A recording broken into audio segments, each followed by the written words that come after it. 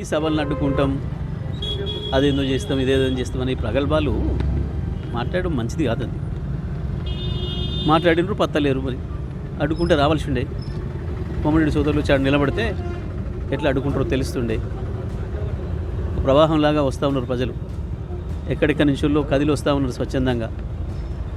కేవలం కృష్ణ పరివాహకమే కాదు, అవతల వైపు గోదావరి పరివాహక ప్రాంతం నుంచి కూడా ప్రజలు పెద్ద ఎత్తున కదిలిస్తున్నారు. వస్తే ఆ ప్రవాహం ముందట వీళ్ళు ఏమవుతారో అడ్డం నిలబడితే తెలిసేది స్పష్టంగా. ఎందుకు నలుగురు కార్యకర్తలు తెచ్చగొట్టి పెట్టి తప్పించుకొని పోవాలి? మనం ఏం చేయగలుగుతాం అదే మాట్లాడాలి. ఈ ఉత్తకోతలు ఎందుకు, చెత్త మాటలు ఎందుకు?